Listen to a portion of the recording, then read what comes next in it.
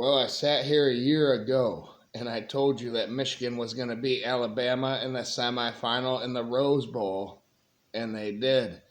Now, a 7-5 Michigan team is up against a ranked Alabama team who was, I think, snubbed by the College Football Playoff Committee. They are 9-3. This game is going to be in Tampa, Florida, in the ReliaQuest Bowl on December 31st at noon. A fun fact here: Michigan beat Alabama last year and their new head coach last year.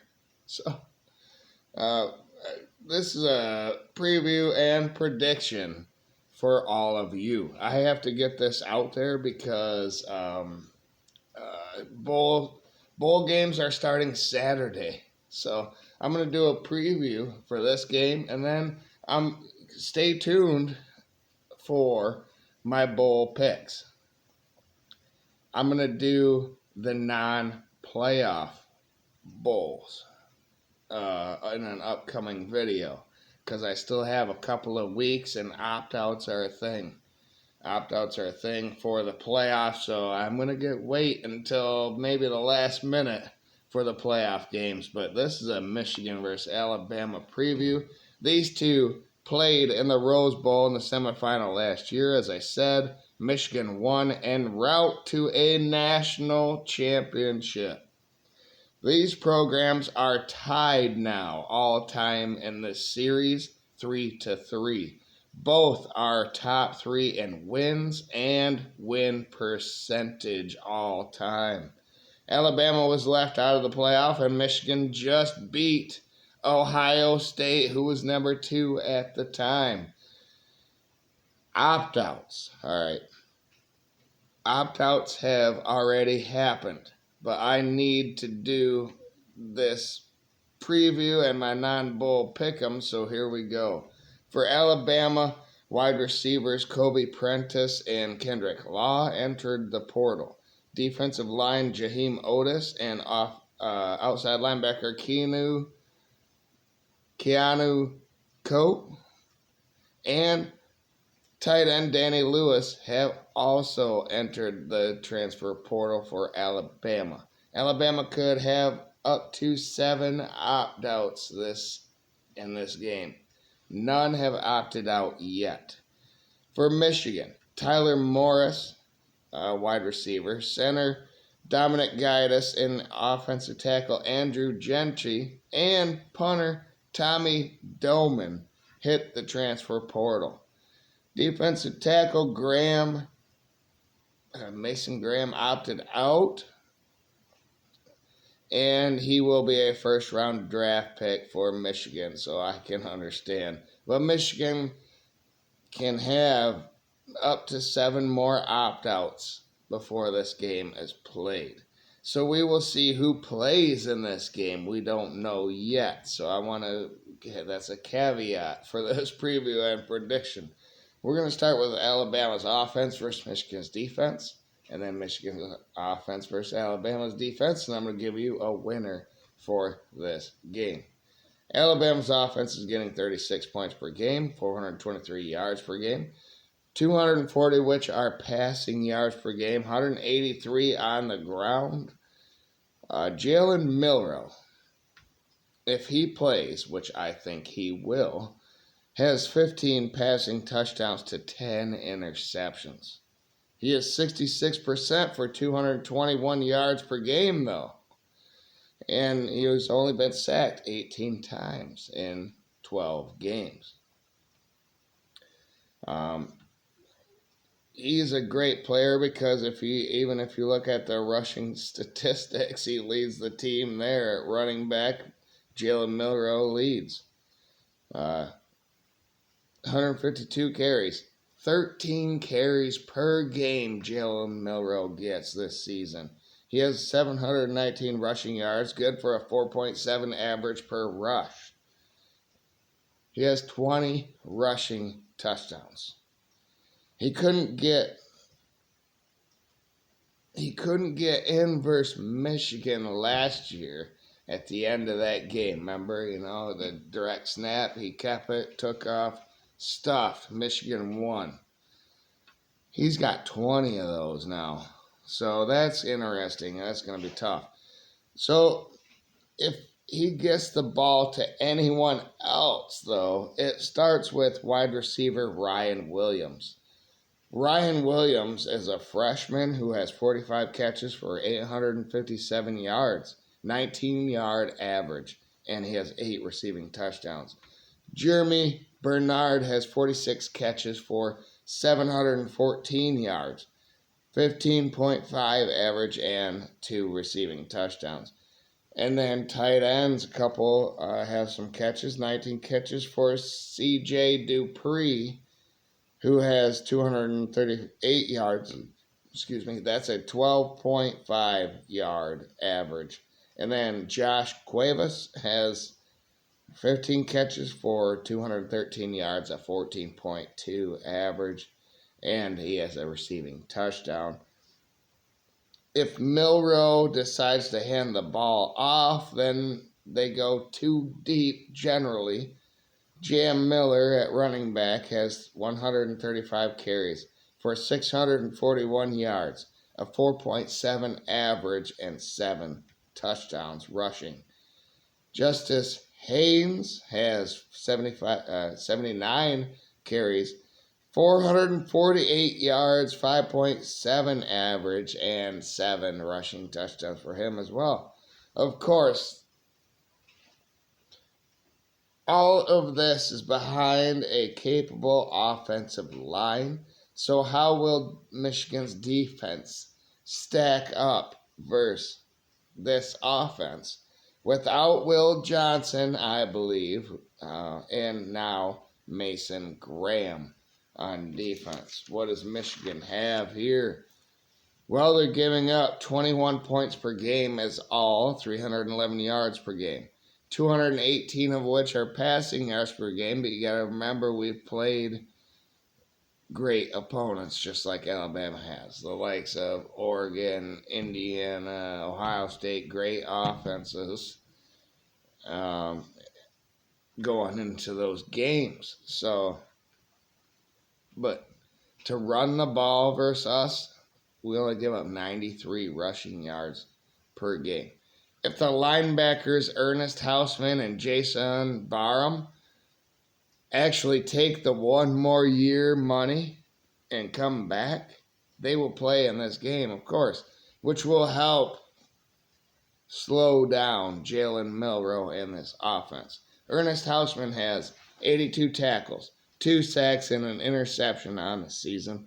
Jason Barham has 65 tackles, 1 sack, and 2 pass breakups. But everyone knows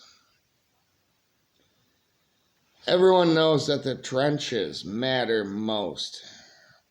And even if Mason doesn't play, we have defensive tackle Kenneth Grant, 32 tackles, 3 sacks, 5 pass breakups, and 2 fumble recoveries on the season. Also at defensive tackle, we have Rayshon Benny, 28 tackles, 1.5 sacks, and 2 pass breakups. Defensive end, we go 4 deep here.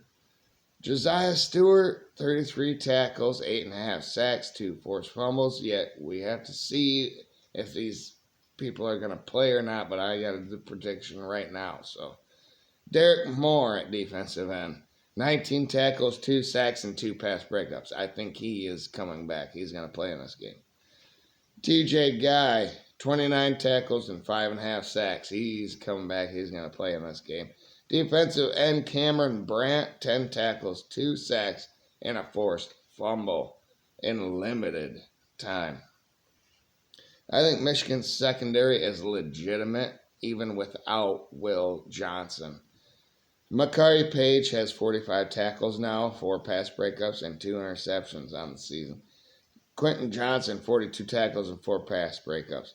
Jair Hill, 32 tackles, 1 sack, 8 pass breakups, and 1 interception. Amir Hall, 29 tackles, 3 pass breakups, and 2 interceptions. Wesley Walker has 26 tackles. I think Wink Martindale can work with what he has in this game. I really do. So I think Michigan can limit Alabama's offense, maybe more so than last year even. Because you got to remember they lost players. Michigan did too. But what can Michigan's offense now do versus Alabama's defense? Let's look at that.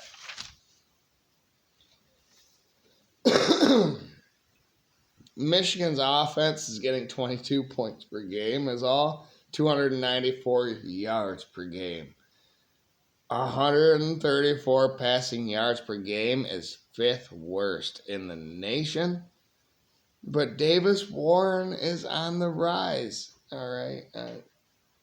Michigan gets 160 rushing yards per game as well. So, but quarterback Davis Warren, all right, I think he starts, and I think he is willing to stay next year for depth, or possibly he takes a huge step in the offseason and becomes that bridge until Underwood can learn the offense and get acclimated to the college game. I really do. I think Davis Warren's pretty good. He is 64% in roughly 7 games this season.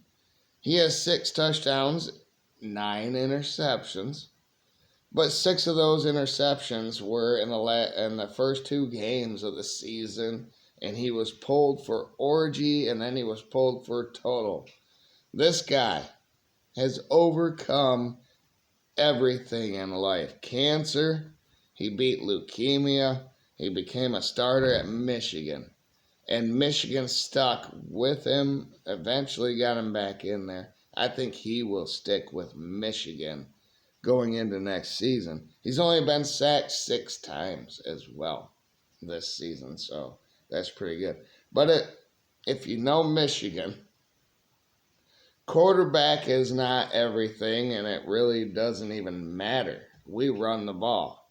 Now, it matters. You need a guy like JJ, who last year could complete 3rd down conversions. Can Davis Warren do that? We'll see. But we run the ball. And Kalel Mullings has 185 carries on the season for 948 yards on a 5.1 average, and he has 12 rushing touchdowns. You better book Millings right now to break 1,000 yards. He's going to get 52 versus Alabama at least.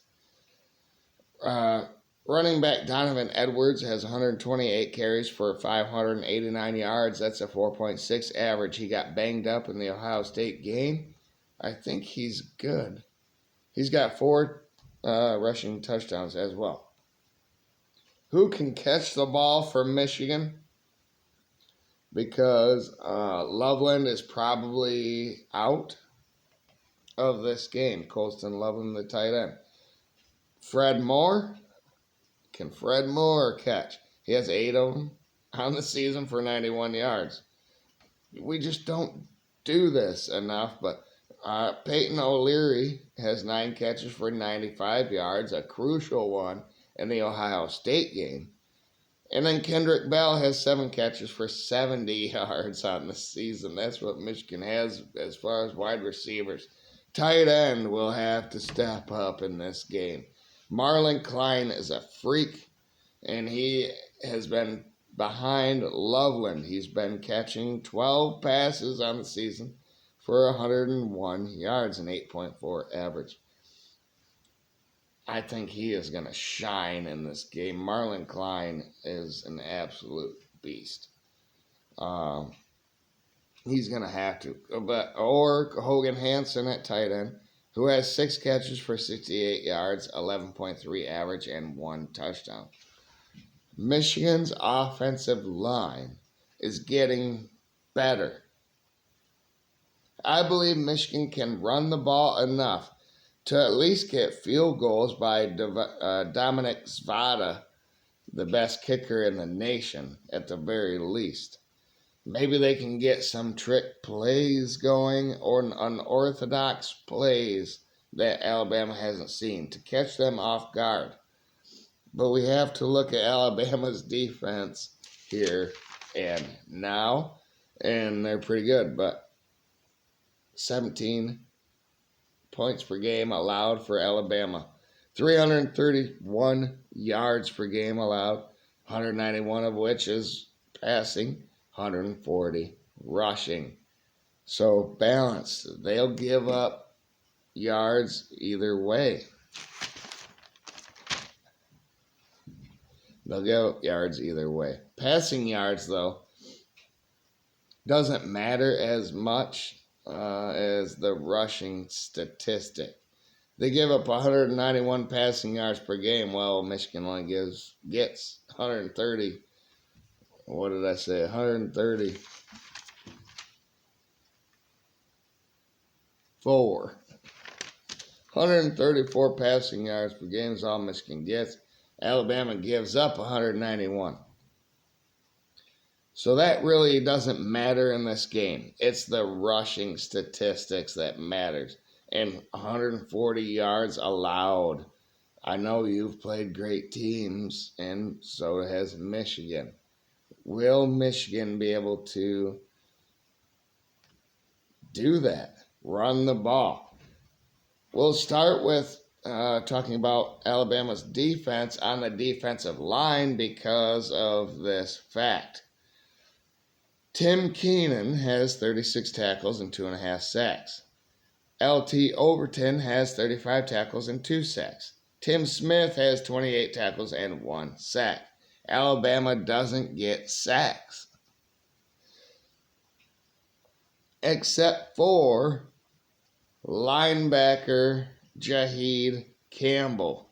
He has 5 sacks and 108 tackles, 2 pass breakups, 1 interception, and 2 forced fumbles on the season. He's a playmaker for them.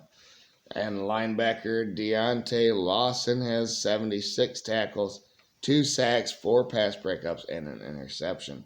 Justin Jefferson at linebacker has 52 tackles and 2 sacks. So them are littler guys going up against what Michigan's offensive line wants to do, and Kalel Mullings and Donovan Edwards in this game. Alabama's secondary can be as great as anyone in the nation, but versus Michigan, it's kind of obsolete, like I said. Malachi Moore, 70 tackles, 8 pass breakups, 2 interceptions, 2 forced fumbles. Bray Hubbard, 48 tackles, 2 pass breakups, 3 interceptions. Damani Jackson, 47 tackles, 7 pass breakups, and 2 interceptions on the season. Keon Sabb, a former Michigan player, now at Alabama, 39 tackles, 4 pass breakups, 2 interceptions. Devontae Smith has 30 tackles and 5 pass breakups. So their secondary is deep and good at every position.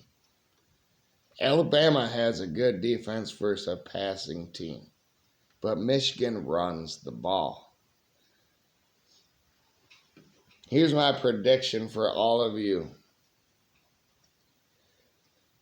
Michigan beat Alabama last year because they had a great quarterback on 3rd down in J.J. McCarthy. Now we have to see what Warren can do, which isn't promising in that aspect. But Alabama lost to Michigan last year because of too much reliance on their quarterback in Milroe. Michigan will shut down Milroe defensively and run the ball just enough offensively to keep within the chains, keep on schedule. And a home run by Mullings or the Don if he's healthy, and field goals by Zvada will get Michigan the win in this game, and they will break the tie and have the overall record all time over Alabama, 4-3. Michigan wins this game 20-17 in a low-scoring defensive slugfest in the ReliaQuest Bowl, and make it 2-0 versus Alabama in the last 2 years. Springboarding Michigan into a great season. Kalen Beboer get his 4th loss. We'll see what he can do after Saban. So there you go. Thank you, everybody, for tuning in. What do you think? And does Michigan have a chance, just like I described? I laid it all out there for you. What do you think? Put it in the comments below, please. I love to communicate with you guys. Some new subscribers lately, and I love that. Bowl picks. Bowl picks are coming out. The non-playoff bowl picks are coming out tomorrow night. And then playoff picks are coming as well. But I want to do some previews for the playoff, just like this one here. So stay tuned for that as well. Thank you, everybody, for tuning in. Like, share, subscribe, and go blue, baby. Let's go. Beat Alabama again.